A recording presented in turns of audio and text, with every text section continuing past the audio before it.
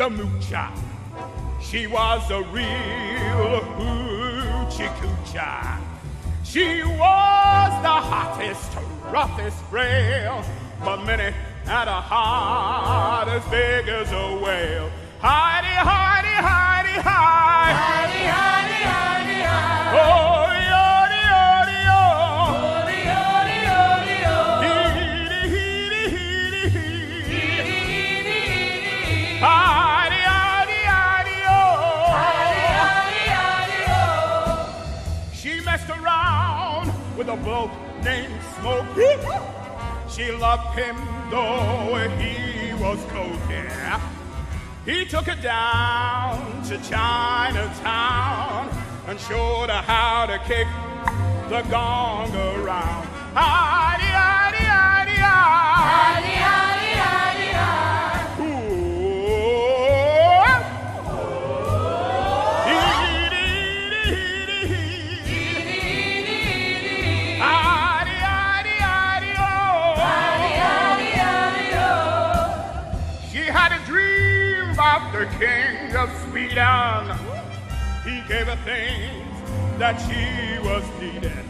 Gave her a home made of gold and steel, a diamond car with the platinum wheels.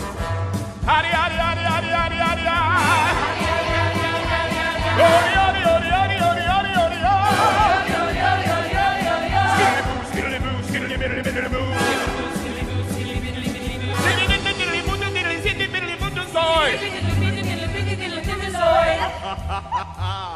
Ladies and gentlemen, you've had it easy so far. This is call and answer. I call, you answer. And it gives my lovely ladies a chance to show off their vocal dexterity. So I'm going to split this auditorium into two halves. This is the right hand half, and this is the royal hand half.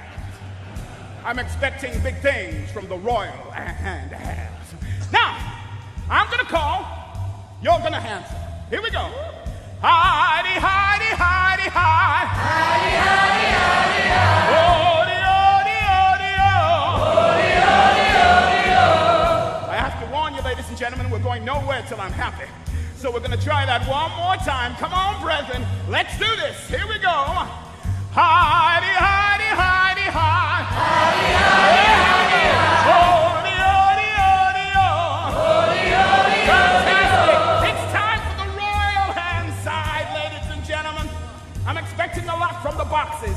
All the boxes. Here we go. Heidi, Heidi, Heidi, Heidi. Heidi, Heidi, Heidi, Heidi. Odi, odi, odi, Odi, odi, odi, I'm going to join you all together now, ladies and gentlemen. We're going to raise the roof on this little old barn you call the Royal Albert Hall. When you're ready, maestro. Howdy, howdy, howdy, howdy, howdy, howdy, howdy. Yeah! Howdy, howdy, howdy, howdy, howdy, howdy, howdy, yeah! Skitty boo, skitty boo, skitty boo, skitty boo.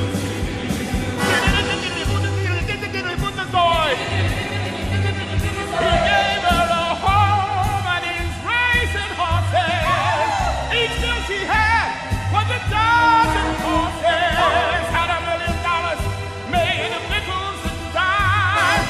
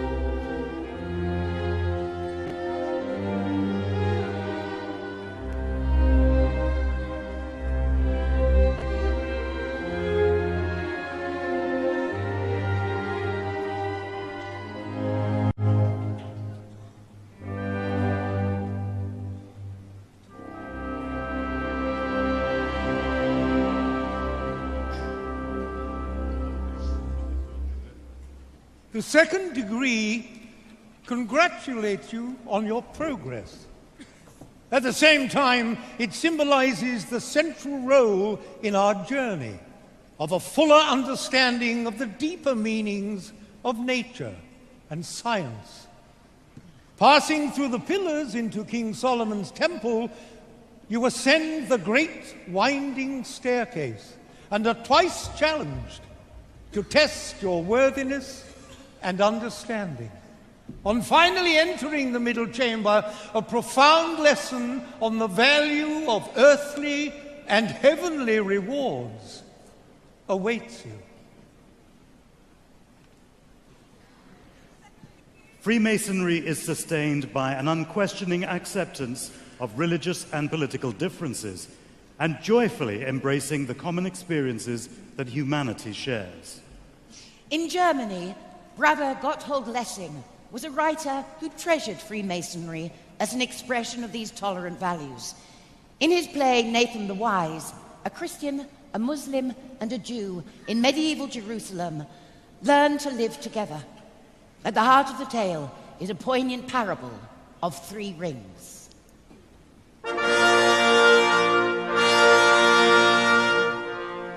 Long ago, in the Orient, there lived a man who possessed a ring of inestimable worth.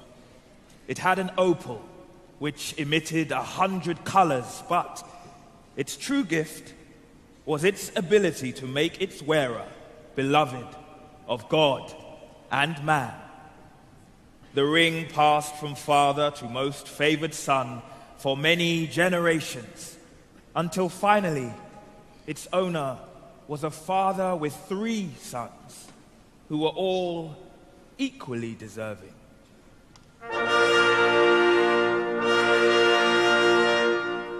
Unable to decide which of them was most worthy, the father commissioned a master artisan to make 2 identical copies of the ring. He then gave each son a ring, and each son believed that he alone possessed the original and true ring. But instead of harmony, the father's plan brought terrible discord.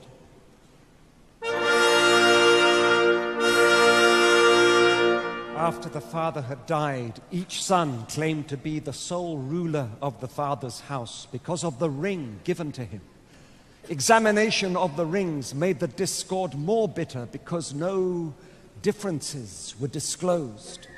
The matter was put before a judge who deliberated long and hard before pronouncing his verdict. The authentic ring made its owner beloved of God and man. But each of your rings has brought only hatred and strife. None of you is loved by others. Each loves only himself. I conclude that none of you has the original ring.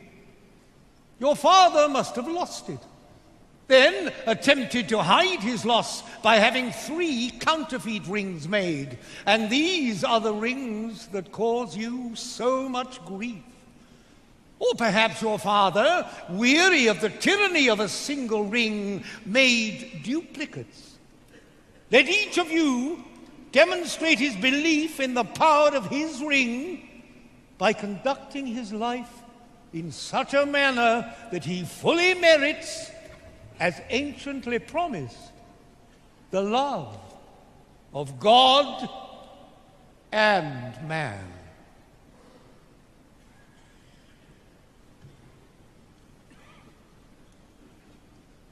By the middle of the 18th century, a rival Grand Lodge appeared in London at the Turk's Head in Soho. Its original members were Irish and Scottish Masons, younger, more bohemian, more artisan, less formal than the premier Grand Lodge. They called themselves the Ancients and claimed a lineage back to the meeting of Masons summoned by Prince Edwin at York in the year 926. By the early 1800s, after 60 years of discord and rivalry, and in a supreme gesture of British Masonic fraternity, the 2 rival Grand Lodges eventually put aside their differences. led by their Grand Masters, the two sons of King George III, blood brothers, Prince Edward, Duke of Kent, father of Queen Victoria, and Prince Augustus, Duke of Sussex. The two princes brought their feuding Grand Lodges together and reconciled to be the United Grand Lodge of England. To celebrate this historic act of unity, the leading architect, Brother Sir John Soane, created a wooden Ark of the Masonic Covenant, richly decorated with the Masonic symbolism of wisdom, strength, and beauty. The treasured Articles of Union were placed into the Ark, which stood before the Grand Master's throne in Grand Lodge. But tragically, in 1883, fire ripped through the Grand Temple, and the Ark, that most precious symbol of treasured fraternity, went up in flames.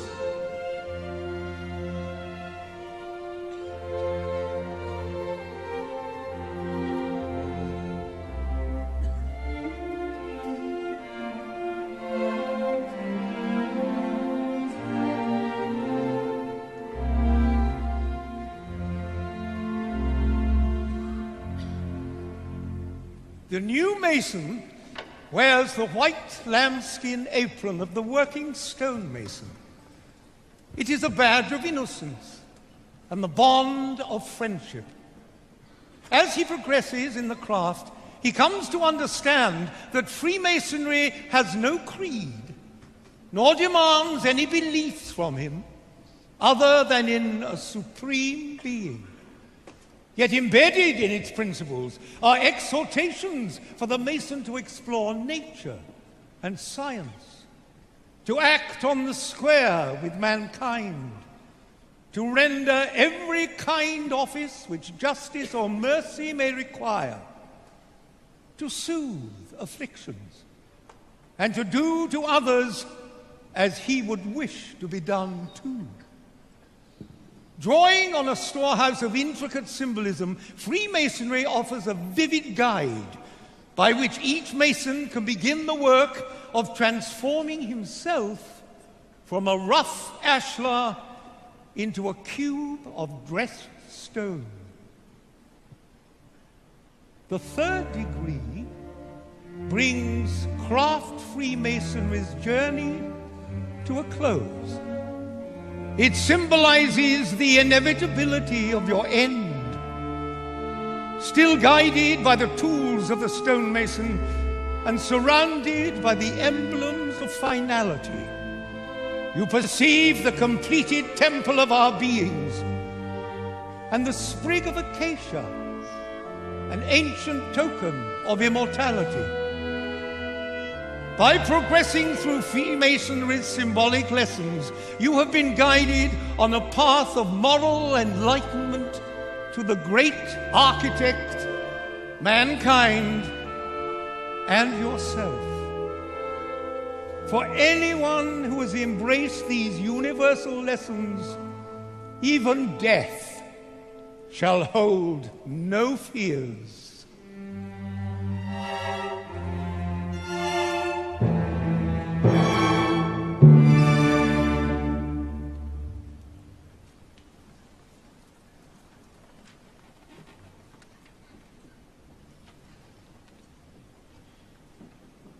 With its strong bonds of camaraderie, Freemasonry naturally traveled the long, dusty roads of Great Britain's influence, west to the United States and Canada, south to Africa, and east to India and the Far East. Across the globe, English-speaking lodges became a feature of 18th and 19th century life. Many larger cities had their own lodges, where the nationalities mixed freely.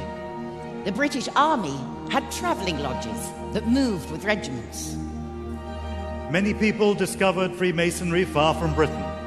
Nobel Prize-winning author, Brother Rudyard Kipling, finding himself in Lahore as a young newspaperman, was made a Freemason in the Lodge of Hope and Perseverance, 782 English Constitution. Here, he met with Freemasons who were Muslims, Hindus, Sikhs, members of the Arya and Brahmo Samaj, and a Jewish tiler who was a priest and butcher to his little community in the city.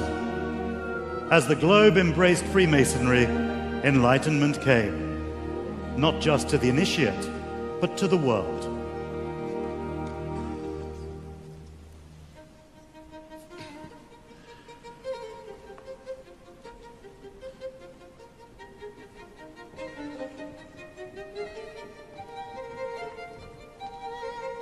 Come, Mr. Aveny. I'd like you to meet some more of our famous brothers. I believe each one of them can teach you something that will aid your journey. Can we sing now? No. When? Goodbye. Thank you. Have faith, Hope. Mr. Aveny, may I introduce Frederick the Great of Prussia? Young man, you have taken the first step and proven yourself to be worthy. You will grow in wisdom and in strength. All true masonry is the intellectual elevation of men as members of society, making them more virtuous and more charitable. Dear brother Fred, always so sincere. You know, I've said it before and I shall say it again. Did you not know that a little sincerity is a dangerous thing, and a great deal of it is absolutely fatal? Don't look so alarmed, Mr. Aveny. Meet Brother Oscar Wilde, the acclaimed playwright and novelist. And wit. Hello, dear boy. Terribly pleased to meet you. You look a little nervous. I'm a little overawed. I don't doubt that, old chap. But we are true gentlemen, and a gentleman is one who never hurts anyone's feelings unintentionally. So, how can I be of assistance? Well, I hear much of the Enlightenment came about through the arts. I wonder if you might define this for me. Please. To define is to limit, dear boy. Keep an open mind and watch, critique, and admire. All art has a message. It's up to you to find it. I shall. Thank you. Well, music is an art. Can we sing now? Not yet. If one sings good music, people don't listen. If one sings bad music, people don't talk, my dears. Oh, look who we have here, Monsieur Voltaire. He's French, you know. It was all the rage in his day. Volley, come and tell Mr. Aveny just how brilliant you are. I am? Well, I may not agree with what you say, but I shall defend to the death your right to say it. Mr. Aveny is studying Enlightenment, Brother Voltaire. Perhaps you could give him a little advice. You have doubts, Monsieur Aveny? Well, as Hiram says, I'm learning. My advice is this. Doubt is not a pleasant condition, but certainty is absurd. He loves to be cryptic. It's the French in him, you know. Oh, wonderful. Monty, come on over, old chap. Brother Montesquieu, my boy, another of the French contingent. I do love the French language, especially to curse with. It's like... Good evening, Oscar. You don't change. I am a citizen of humanity first, and by necessity, and a citizen of France second, and only by accident. We are not all prone to such outspoken behavior, you know. It can be a little embarrassing. But I've said this before. To be truly great, one has to stand with the people, not above them. You've said it 100 times, Monty, but I say, be yourself. Everyone else is taken. Oh, look who's here. Brother John Locke himself. Good evening, gentlemen. Monty, Hiram, Fred, Oscar. And you are? Mr. Aveny, sir. I'm honored. You seem a little unsettled, Mr. Aveny. I admit to being a little intimidated by the greatness I'm surrounded by. Well, we are rather marvelous, I'll give you that. Don't be intimidated, be inspired. We are like chameleons. We take our hue and our moral character from those who surround us. Exactly. Be just like us. Learn to love yourself. Not just yourself. Think of it like this. The better men are, the more they love one another. Virtue having in itself something so amiable as to capture the hearts of those who behold it. That's what I was saying. No, Oscar, that's what I was saying. Do not feel anything but worthy, Monsieur Aveny. You are clearly a fine Englishman with fine morals. And luckily for you, An Englishman as a free man goes to heaven by whatever road he pleases. Ah, but none is more hopelessly enslaved than those who falsely believe they are free. Meet Brother Goethe, German, no humor whatsoever. For us Germans, humor is no laughing matter. To speak well and eloquently is a very great art, but an equally great one is to know when to stop. See? And that's not even his line. He nicked that from Mozart, you know. I was quoting Brother Mozart as it fitted the moment. Oh, quite. Quotation is a serviceable substitute for wit. Mozart? Time for a song? Not yet! Brother Goethe, may I introduce Mr. Aveny, our candidate for initiation this evening? And what brings you to Masonry, Mr. Aveny? I'm a believer in healing the many divisions between us, and curious whether the power of brotherhood can really be a lasting force for harmony. Indeed. Our greatest scientists and philosophers are proving the power of mankind, while those who refuse to acknowledge anything but ignorance and war cause suffering. You are clearly a thinking man. Thank you. A lot more to learn, I'm sure. Mr. Aveny, it is the greatest pleasure of a thinking man to fathom the fathomable and to quietly revere the unfathomable. Thank you, sir. The darkness weakened me, but I feel I'm growing stronger. By nature, we have no defect that could not become a strength, but no strength that could not become a defect. Oh, Goethe, you are so terribly worthy. It's almost painful sometimes. Let's have another drink and talk about things of beauty and art. You are right, Brother Wilde. Each day we should try and hear one little song, read one good poem, see one exquisite picture, and if possible, speak a few sensible words. Hiram, I'm just a poor stonemason. I can't compete with these great men. What can I offer? Yourself, Mr. Aveny. Any man can be great if he gives of himself. You don't need fame or fortune or have the mind of a genius or be a nation's leader. An ordinary man's actions and beliefs can make him extraordinary. So the secret is to become the best that you can hope to be. Exactly. You are fortunate, Mr. Aveny. Hiram does not usually give away secrets so easily. As I was saying, you don't need fame to be great, but we are rather proud of our better-known brothers. Come, Mr. Aveny, there's some more of them I'd like you to meet.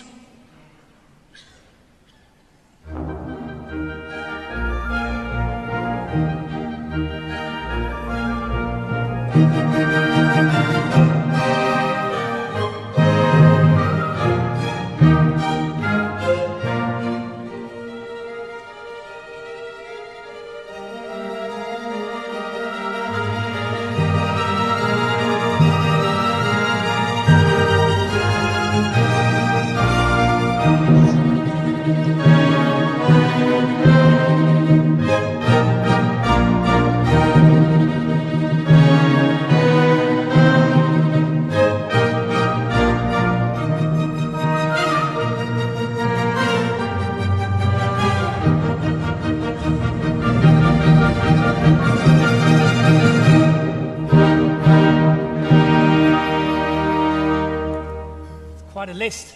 It's a lot to take in. Yes, it is. Certainly an education.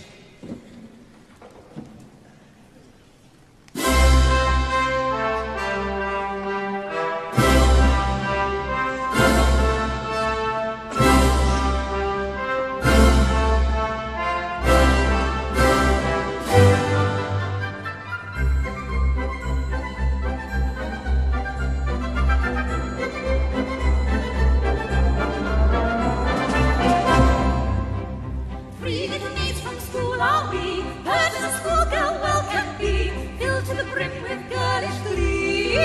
Free little maids from school, everything is a source of fun. Nobody's safe and we care for none. Life is a joke that has just begun. Free little maids from school.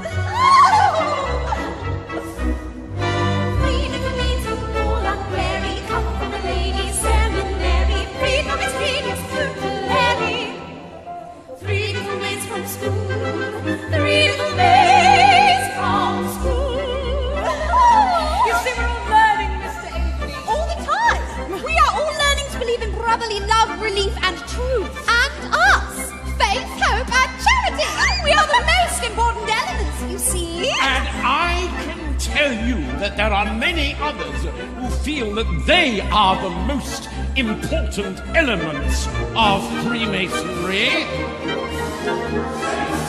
Important, perhaps. And I have a little list. As someday it may happen that a victim must be found, I've got a little list. I've got a little list of Masonic bores and irritants who always hang around and who never would be missed. They never would be missed. There's the treasurer whose attitude is constantly irate. The secretary whose summonses are always sent out late. The seeker of promotion who's a sycophantic brat. All persons who in shaking hands shake hands with you well, like that. And the masters who on reading all their rituals insist, they none of them be missed.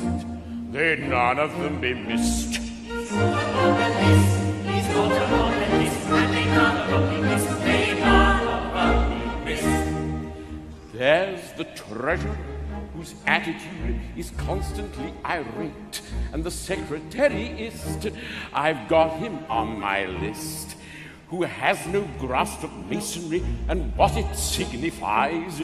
He never would be missed. He never would be missed. Then the brethren with far too many jewels on their breast, or those who do not care about the poor or the distressed, and the arrogant initiate who thinks he knows it all because he did a guided tour around Freemasons' Hall. And that irritating brother, the word perfect ritualist, I don't think he'd be missed. I'm sure he'd not be missed. He's got them on the list, he's got them on the list, and they none of them be missed. They none of them be missed. Anybody feeling left out? Don't worry, there's another verse. There's the visiting grand officer and other senior ranks, the aspiring humorist, I've got him on the list, whose speeches last for hours when he could have just said thanks. They'd none of them be missed. They'd none of them be missed. There's the ones who sidle up to you when you are at the bar, but never buy a drink themselves or offer a cigar. All self-important, pompous types who think they are far too grand, and brethren who drink so much that they can barely stand.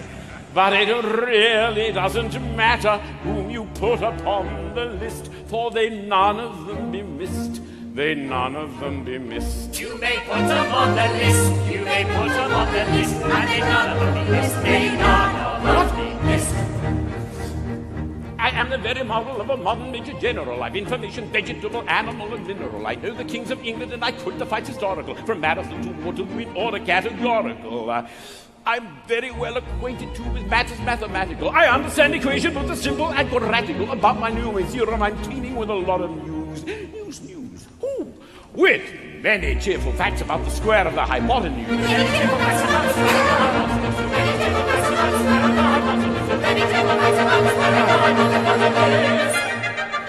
For my military knowledge, I'm plucky and adventure has only been brought down to the beginning of the century. But still in matters vegetable, animal, and mineral, I am the very model of a modern Major General.